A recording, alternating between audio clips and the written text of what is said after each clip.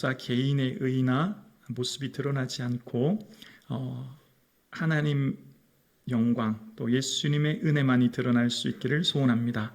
혹 저에 대한 예화를 들더라도 제 의가 아니라 예수님의 영광을 위해 사용하는 것이란 것을 양해해 주시면 감사하겠습니다. 여러분, 신앙생활을 하다 보면 우리에게 드는 의문 한 가지가 있습니다.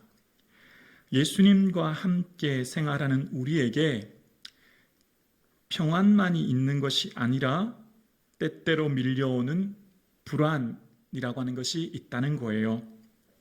우리의 마음속에 기쁨과 감사만이 있는 것이 아니라 시시때때로 밀려오는 두려움과 불안이 내 안에 있는 것을 발견하게 됩니다. 마음을 날씨로 비유하자면 하루에도 수십 번 맑은 날과 흐린 날이 교차하는 것처럼 우리 마음에는 나도 모르게 많은 생각들이 있는 것을 봅니다. 여러분, 설교가 뭐 특별한 거 하는 거 아니잖아요. 매주 하나님 말씀 같은 내용 말씀드리는 건데 이 설교 말씀을 듣고 아는 것이 이제 삶으로 행하는 것, 머리에서 가슴으로 가는 길이 가장 멀다고 하지 않습니까? 말씀을 들을 때는 말씀대로 살아야지, 맡겨야지 라고 하는데 실제 예배당을 나가면서 또다시 일상생활을 하면 염려와 두려움이 쓰나미처럼 밀려오는 것을 보게 됩니다. 믿음 안에 살면서도 불구하고 끊임없이 반복되는 내면의 염려와 불안의 문제가 우리를 힘들게 합니다. 그렇다면 이 염려와 불안을 이겨낼 힘을 오늘 본문 말씀을 통해서 그 해답을 찾아보려고 합니다. 오늘 본문 사도행전 2장은 지난주 묵상 것처럼 오순절날 성령의 충만하심을 입고 사도들과 120명의 성도들이 각국 언어로, 그러니까 16개 나라 언어로 말하게 된 거예요. 여기서 방언은 외국어를 말하는 거죠. 그들이 성령의 충만함을 받고 하나님의 큰 일을 말했는데 각국의 언어로 알아들었던 거예요. 오늘 본문에 등장했던 방언은 그들의 각자 언어로 알아들을 수 있는 언어 말이었죠. 그런데 이것은 성령의 말하게 하심을 따라 말했고 그것이 그들의 각자의 언어로 들렸다고 기록되어 있습니다. 그래서 저는 오늘 본문 말씀에 성령의 말하게 하심을 따라라고 하는 이 말씀을 다시 한번 묵상하면서 방언에 대해서 다시 한번 생각해 보았습니다. 오순절날 성령의 방언은 각국의 언어로 말하는 외국어라면 고린도전서 14장에 등장한 방언은 오늘 사도행전 2장과 그 차이점이 있습니다. 바로 고린도전서 12장과 14장에 말하는 방언은 성령의 9가지 은사 중 하나로 그 방언은 영으로 비밀을 말하는 것이라고 이야기합니다. 제가 이제 방언에 대해서 말씀드릴 텐데요. 오순절 교단으로 내서 방언을 지나치게 강조해서 이제 제가 방언에 대한 설교를 하면 혹시 좀 알러지 반응이라고 할까요? 좀 부담스럽게 느껴지는 성도님들도 계실 텐데 제가 지금 비유를 드는 것은 이 말씀을 통해서 우리에게 더 유익하게 하시고자 하는 성령의 뜻을 찾기 위함인 것을 생각해 주시면 감사하겠습니다. 성령의 나타나심, 그러니까 성령의 은사는 우리를 통해 유익하게 하려고 각 사람에게 필요를 따라 나눠주셨다라고 이야기합니다. 그래서 우리는 우리의 삶이 육체뿐만 아니라 영혼이 있은 것을 우리는 믿습니다. 몸은 죽여도 영혼은 능히 죽이지 못하는 자들을 두려워하지 말라라고 하는 예수님의 말씀처럼 우리는 보이는 육체뿐만 아니라 보이지 않은 영혼이 분명히 존재하는 것을 믿습니다. 이 영혼과 육체가 전 인격체로 함께 존재하는 것이죠. 자, 그래서 우리는 보이는 육체는 건강검진을 통해 혹은 몸이 어디 아픈 증상을 통해 병원에 가서 치료를 받습니다. 그래서 몸의 건강을 지키고 조절하죠. 그런데 영의 상태, 즉 보이지 않은 영은 우리가 점검하고 알기가 참 어렵습니다. 왜냐하면 영혼은 우리 눈에 보이지 않기 때문이에요. 영혼은 우리가 흔히 잘 깨닫거나 감지하기가 어렵기 때문입니다. 그런데 이 영에 대해서 이야기하는 것이 바로 고린도전서에 등장한 방언입니다. 방언은 고린도전서 14장에 이렇게 정의하고 있습니다. 고린도전서에 말하는 방언은 이 고린도전서 14장 2절인데요. 우리 함께 읽어보실까요? 방언을 말하는 자는 사람에게 하지 아니하고 하나님께 하나니 이는 알아듣는 자가 없고 영으로 비밀을 말함이니라. 고린도전서에 말하는 방언은 사람들이 알아들을 수 있는 말이 아니라는 거예요. 왜냐하면 그것은 영으로서 내 안에 있는 영이 하나님께 아뢰는 것이기 때문에 그것을 영의 비밀이라고 이야기합니다. 그러니까 다시 말하면 우리는 육체만으로 이루어진 존재가 아니라 내 안에 영혼이 있고 그 영혼이 하나님께 아뢰는 것, 그것이 바로 방언이라고 이야기합니다. 그래서 이 방언의 은혜를 받으면 내 영이 충만해지고 방언의 은사 안에 있을 때 하나님과 영적인 교제로 말미암아 주시는 헤아릴 수 없는 풍성한 은혜를 누리게 됩니다. 그래서 이 방언의 은혜는 우리에게 성령이 우리에게 하여금 유익하게 하기 위해 주신 은사예요. 그런데 이 방언은 사람들이 알아들을 수 없습니다. 심지어 방언을 하는 본인 자체도 내가 무슨 기도하고 있는지를 몰라요.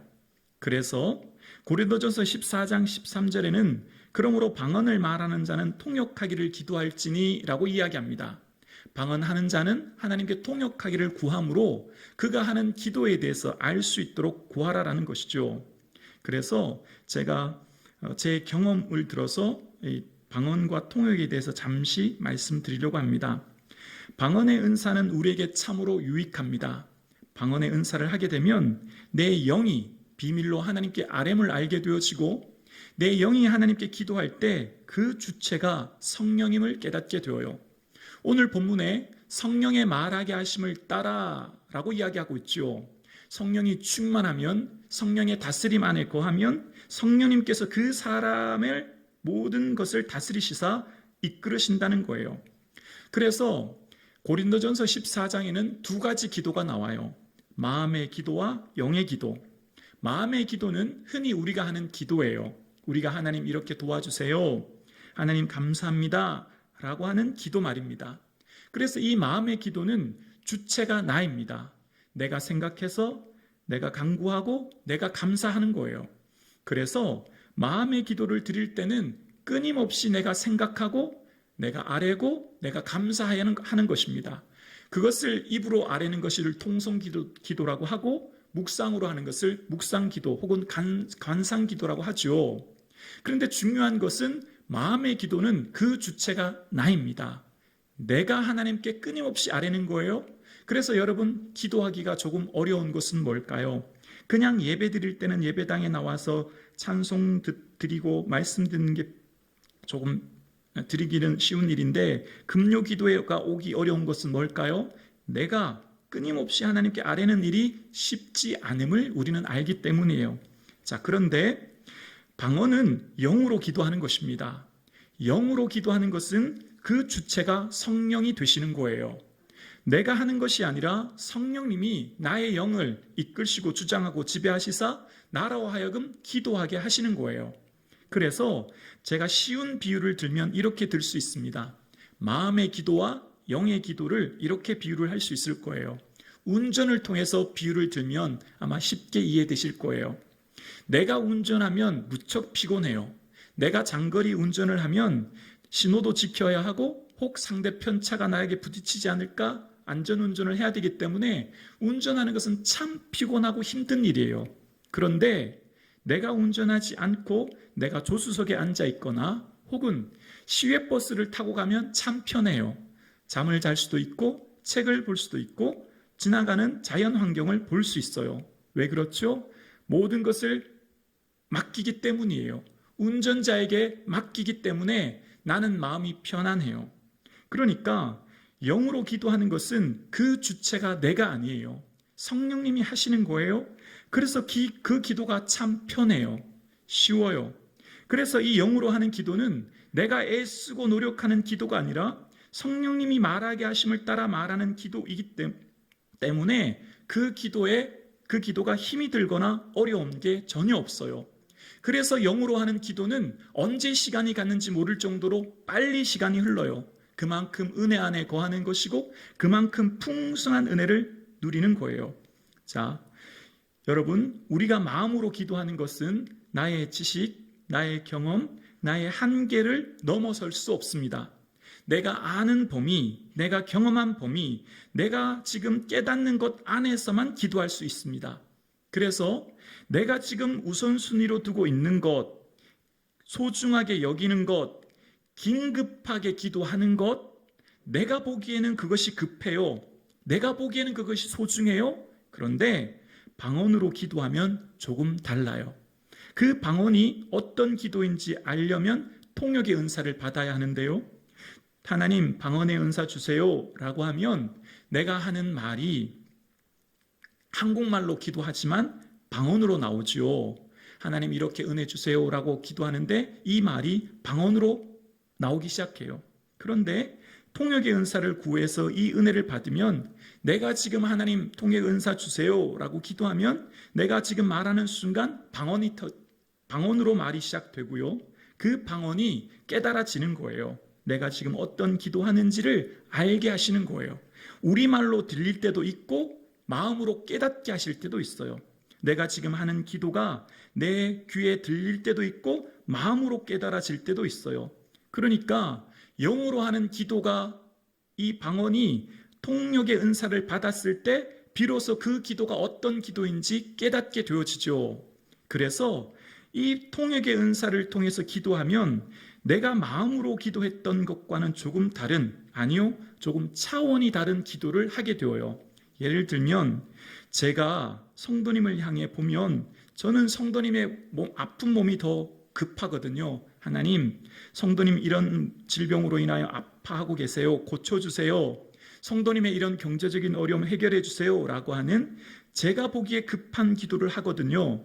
제가 보기에 우선순위의 기도를 드려요. 그런데 방언으로 기도하면 그것을 통역하게 되면 하나님은 다른 기도를 하게 하십니다. 왜 다른 기도를 하게 하실까요?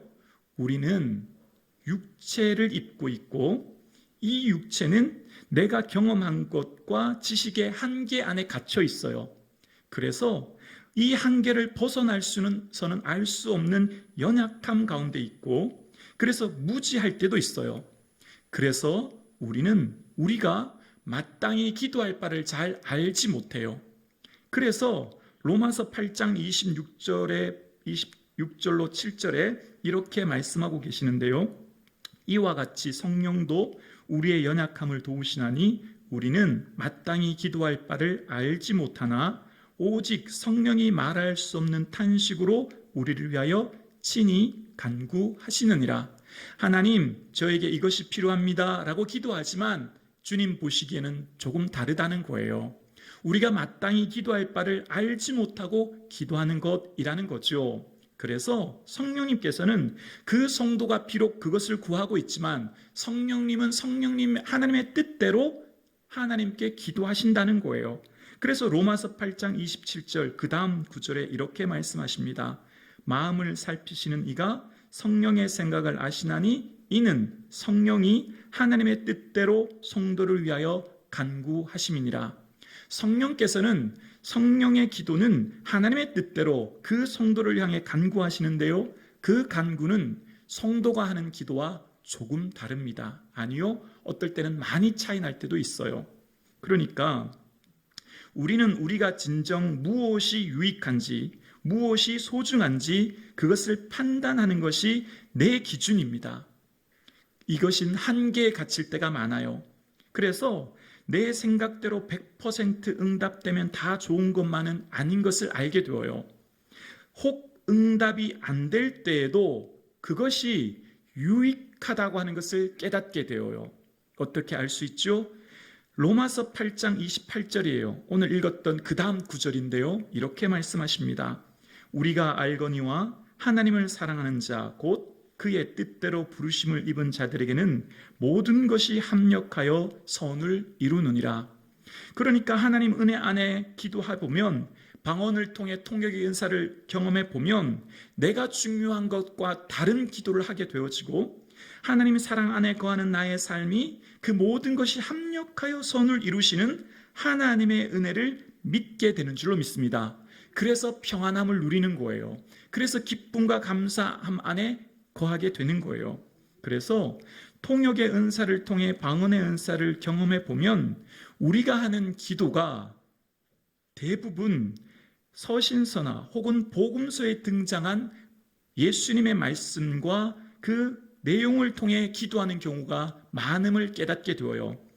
즉 예수님이 가르쳐 주신 주기도를 통해 그 성도를 향해 기도하게 하거나 참된 복이 무엇인지를 깨닫게 함으로 산상수훈에 나온 팔복을 통해 기도하게 하시거나 하나님이 어떤 분인지, 내가 누구인지, 내가 받은 구원의 은혜가 얼마나 큰지를 깨닫게 하기 위해 서신서를 통해 기도하게 하시는 거예요. 그러니까 하나님의 뜻을 아는 것으로 채우게 하시고 주께 범사에 합당하게 기쁘시게 하고 모든 선한 일에 열매 맺게 하시며 하나님을 아는 것에 자라가게 하시고 그 영광의 힘을 쫓아 모든 능력으로 능하게 하시며 기쁨으로 모든 견딤과 오래 참음에 이르게 하시고 우리로 하여금 빛 가운데서 성도의 기업의 부분을 얻기에 합당하신 하나님께 감사하기를 원하노라. 이렇게 간구할 때가 있더라는 거예요. 이것은 무슨 기도죠? 하나님이 어떤 분인지 깨닫는 기도. 그러면 내가 어떤 사람인지 알게 되어지고 내가 받은 기업의 영광, 구원의 은혜가 얼마나 큰지를 알게 되므로 그 기도의 끝은 감사와 평안이 되는 거예요. 그래서 제가 기도할 때 하나님, 성도님의 건강 지켜주세요. 회복시켜주세요. 물질의 복 주세요. 보이는 현상을 향해 제가 이렇게 마음으로 기도하지만 영으로 기도할 때는 그 결론이 말씀이 되고 곧 믿음이 되며 그것은 곧 예수님을 더 알아가는 것이 되는 것을 보게 되어져요.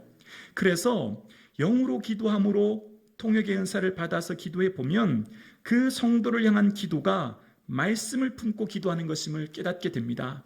제가 성도님을 향한 기도가 말씀을 통해 기도하고 있음을 알게 되는 거예요.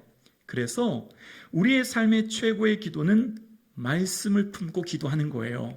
말씀을 가지고 기도하는 거예요. 이것보다 더 좋은 기도는 없기 때문입니다. 우리는 우리 자신을 잘 몰라요. 그런데 말씀을 통해 기도하면 내게 가장 합당한 것, 내게 가장 적합한 것이 무엇인지를 아시는 성령님께서는 그것을 이루어 주시는 줄로 믿습니다. 그래서 우리의 삶 가운데 이 말씀을 주야로 묵상하는 것이 얼마나 중요한지 몰라요. 제가 지금까지 말씀드려서 혹 성도님들 중에 나는 방언의 은사를 못하는데 어떻게 하나 그렇게 생각하신다면 괜찮습니다. 제가 말씀드린 것은 꼭 방언의 은사를 받아야 된다라는 의미가 아니에요. 더 유익하게 하시는 하나님께서는 고린도전서 12장의 은사를 대해서 말씀하셨고 그 마지막 구절에 더 큰 은사를 사모하라 라고 하신 후에 고린도전서 13장에는 사랑에 대해서 말씀하고 있지 않습니까? 우리에게는 더 큰 은사, 더 큰 은혜, 그것이 사랑이 있기 때문에 꼭 어떤 특별 은사를 받아야 되고 그렇지는 않아요. 제가 지금 말씀드리는 것은 이것을 통해 더 풍성한 은혜를 누리자 그 말씀드리는 거예요. 그래서 사도 바울은 신령한 것들에 대해서 너희가 알지 못하기를 원치 않으노라 라고 하면서 고린도전서 12장을 시작한 후 14장에 가서는 사랑을 추구하되 신령한 것들을 사모하라 라고 이야기합니다. 우리가 보이지 않은 영적인 세계, 그 신령한 것들을 사모하라는 거예요. 그래야 하나님이 날 향한 그 계획과 뜻을 더 풍성히 알게 되어지고 성령이 주시는 유익한 은혜를 누리게 되는 줄로 믿습니다. 사랑하는 성도님, 제가 서두에 말씀드렸던 내용을 다시 한번 질문해 볼게요. 우리의 마음에는 평안함과 불안함이 공존해요. 그래서 성령의 온전한 다스림 안에 거해야 하고 그 성령의 온전한 다스림 안에 거하는 것은 말씀의 충만함을 말합니다. 제가 방언의 은사와 통역의 은사를 말씀드린 것은 이 말씀 드리려고 한 거예요. 결국 성령은 우리 영으로 하여금 말씀을 품고 말씀을 통해 기도하게 하시고 그 말씀을 의지하여 하나님께 간구하게 함으로 우리의 삶을 다스리게 하십니다. 사랑하는 성도님, 저와 여러분의 삶을 온전히 성령의 다스림 안에 거하기 위해 주야로 주의 말씀을 묵상하는 삶 살 수 있기를 주의 이름으로 축원합니다. 나의 삶의 온전한 은혜 안에 거하기 위해, 그래서 술 취하지 말라 이는 방탕한 것이니 오직 성령의 충만함을 받으라라고 이야기합니다. 받으라 명령형이에요. 선택사항이 아니에요. 필수사항이에요. 반드시 해야 되는 거예요. 그것은 현재형으로 기록되어 있어요. 과거에 충만함 받았다고 족한 것이 아니라 미래에 받을 걸 기대하라가 아니라 지금 현재 받으라는 거예요. 충만함이라고 하는 플로레오로라고 하는 헬라어의 뜻은 돛담배를 힘차게 달리기에 충분한 바람을 이야기합니다. 돛담배는 바람이 불어야만 움직이죠. 돛담배의 바람이 강할수록 돛담배의 속도가 빨라져요. 돛담배는 바람에 의해 좌지우지 되죠. 우리는 성령의 충만한 은혜 안에 거할 때만이 우리의 마음, 우리의 생각, 나를 온전히 주의 은혜 안에 다스림 안에 살 수 있는 겁니다.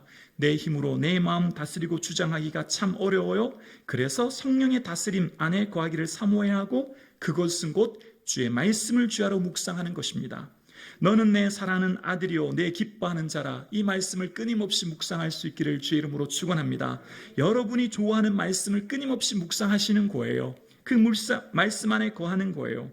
장갑이 전적으로 손에 붙어 움직이듯이 장갑 스스로 움직일 수 없듯이 우리 몸, 우리 육체는 우리 영의 성령의 온전한 다스림과 그 지배 안에 거할 때만이 하나님이 주신 온전한 은혜와 영광을 누리게 되는 것입니다.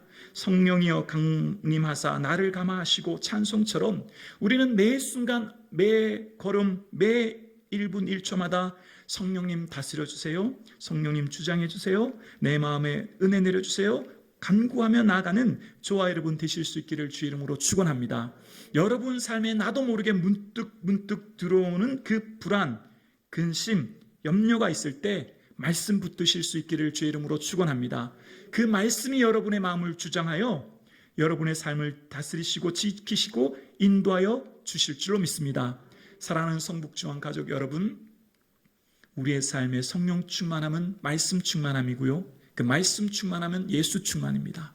그럴 때 우리의 마음, 우리의 생각을 지킴으로 우리의 인생을 지키게 됩니다.